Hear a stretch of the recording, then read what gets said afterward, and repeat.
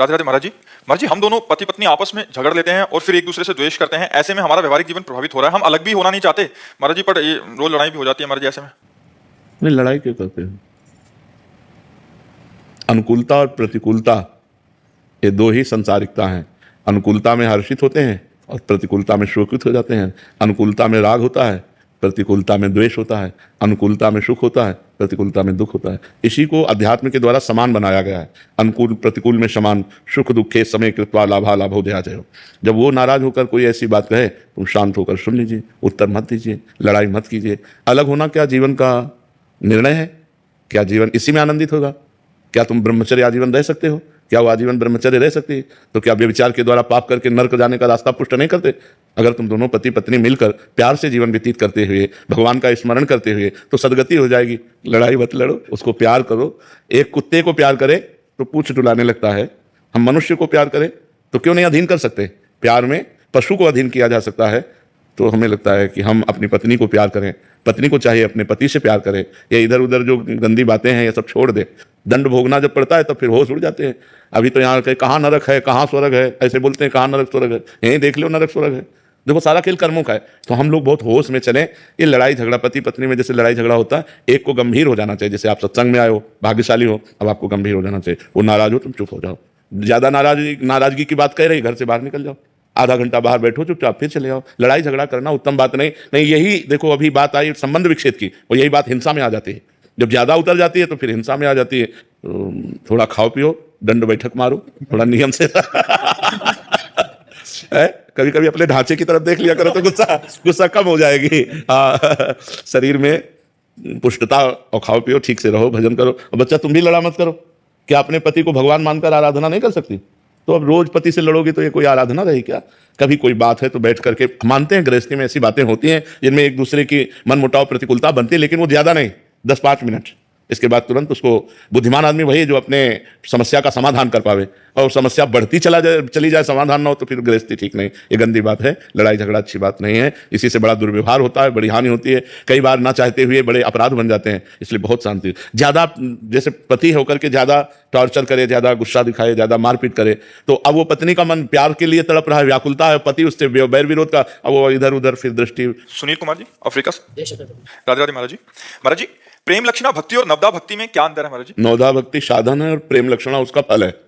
श्रवणम कीर्तनम स्मरणम विष्णुर्पाद सेवनम अर्चनम बंदनम दास्यम सख्य आत्मनिवेदनम। आत्मनिवेदन के बाद प्रेम लक्षणा भक्ति का प्रादुर्भाव होता है। जब पूर्ण समर्पण भगवान के प्रति हो जाता है, एक भरोसो, एक बल, एक आस विश्वास, एक राम घनश्याम हित चातक तुलसीदास, तब प्रेम प्रकट हो जाता है। जब तक नवधा भक्ति साधन भक्ति नहीं है, तब तक साध्य भक्ति प्रेम लक्षणा भक्ति का प्रादुर्भाव नहीं होता। श्रवण कथन सुमिरन सेवन चित लावही अर्चन बंदन अरुदासन तन सख्य और आत्मा समर्पण, ये नवलक्षण भक्ति बढ़ाई, तब तिन प्रेम लक्षणा पाई। पाई रस भक्ति गूढ़ जुग जुग जग दुर्लभ भव इंद्रादि विधिम आगम अरु निगम पुराण अगोचर सहज माधुरी रूप निधिम अनुभय आनंद कंद निज संपत्ति गुप्त सुरीति प्रगट करणम जय जग उद्योत व्यास कुल दीपक श्री हरिवंश चरण शरणम। ये महाप्रेम लक्षणा भक्ति नवधा भक्ति के प्रभाव से प्राप्त होती है। जब खूब भगवान का नाम कीर्तन करते हैं, नाम जप करते हैं, श्रवण करते हैं, अर्चन बंदन दास से सख्य आत्मनिवेदन सब उन्हीं से, तब प्रेम हो जाता है। जिसको हम बहुत बार बोलते हैं, सुनते हैं, देखते हैं, तो हमारा प्रेम हो जाता है। तो हम भक्तों का संग करें, भक्तों का दर्शन करें, खूब नाम कीर्तन करें, भगवान की सेवा करें, अर्चन बंदन जो भी दोस्ती है तो भगवान से ही करें, तो हमें भगवान से प्यार हो जाएगा। भगवान से प्यार होना ही प्रेम लक्षणा भक्ति। महाराज जी, नाम जप से नवधा भक्ति के लक्षण आ जाएंगे? हाँ, पर इतना नाम जप में तन्मयता होना कठिन है कि हम हर समय मंत्राकार वृत्ति, और एक जगह मन टिकता नहीं है। मन का स्वभाव है चंचल, वो एक जगह टिकता नहीं, इसलिए 9 विभाग कर दिए। कि श्रवण में नहीं टिक रहा तो गायन में लगा दिया, गायन में नहीं टिक रहा है तो हम अर्चन बंदन दास से सख्य सेवा में लगा दिया। एक मन को हम 9 विभाग में लगाए। अब थोड़ी देर पाठ कर लिया, थोड़ी देर जप कर लिया, थोड़ी देर कीर्तन कर लिया, थोड़ी देर सेवा कर ली, आरती पूजा कर ली, भगवान से प्रार्थना विनय कर ली, भगवान की कथा पढ़ रहे हैं, भगवान की कथा सुन रहे हैं, भक्त चरित्र सुन रहे हैं, विष्णु शास्त्र नाम गायन कर रहे हैं, गोपाल शास्त्र नाम गायन, मतलब इसको एक हम फंसाना है। नवधा भक्ति का मतलब है हमें 9 प्रकार से मन को फंसाना है भगवान में। अब निरंतर नाम जप बड़ा कठिन है। आप लोगों को सरल लगता हो तो बात अलग है, हमें तो बहुत कठिन लगता है। निरंतर एक ही नाम बार बार चलना ये बहुत कठिन बात है। जिन्होंने अभ्यास किया है, ईमानदारी की बातें हैं। बेईमानी में तो लोग कह देते 24 घंटा चलता है। जैसे किसी से कहो ना कि भजन किया करो तो बोले 24 घंटा चलता है, तो हमें आश्चर्य होता है कि जीवन हो गया। अभी हम ये नहीं कह सकते 24 घंटा चलता है, हम ऐसा नहीं कह सकते। अभी कच्चाई है। सच्चाई अगर जो भी है वो भगवान की तरफ से, कच्चाई हमारी तरफ से। हम ये नहीं कह सकते कि 24 घंटा हमारी तरफ से चलता है। मंत्र चलना, निरंतर नाम चलना बहुत कठिन है। बंदर की तरह छलांग लगाता रहता है मन, इस डाल से उस डाल, उस डाल से उस डाल। देखो ना इसकी, ये कहीं टिकता थोड़ी है। तो अगर हम बार बार नाम में इसको टिकाएं तो कितना जलाता है। जो साधक जप कर रहे हैं वो जानते हैं कितना जलाता है। अगर उसको डांटो कि यार क्यों इतना परेशान कर रहे हो, चुपचाप नाम में लगो, तो परेशानी वो और पैदा करता है, जलाता है। उसी जलन को जो सह गया, यम ही न व्यथ्यन्ते ते पुरुषम पुरुष सब सम दुखा सुखाधीरम स्व अमृतत्वाय कल्पते, वो अमृत पद का अधिकारी हो जाता है। वैसे हो सब कुछ जाएगा नाम से, पर नाम में स्थिति बनना बहुत कठिन है, बहुत कठिन है। इसीलिए जब नाम जप में मन नहीं लग रहा तो नाम कीर्तन शुरू कर दिया। अब नाम कीर्तन में भी मन नहीं लग रहा तो कथा शुरू कर दिया। भगवान की कथा सुन, उसमें भी मन नहीं लग रहा तो संतों के वचन सुनने लगे। मतलब हमको एन केन प्रकारेण अपने मन को भगवान में लगाना है, और जहां ये भगवान में लग गया फिर तो बात बन गई, फिर तो परिपक्व हो गया, सिद्ध हो गया, तो जीवन हो जाता है, मन भगवान में नहीं लगता। इसका खेल ऐसे चलता रहता है, ऐसे चढ़ा फिर उतर के धम्म से आ गया, फिर चढ़ा फिर कभी लगता है काम बन गया, कभी लगता है यार जाते हुए वही खड़े। ये यात्रा कभी ऐसी अनुभव में नहीं आती कि पूर्ण हो गई।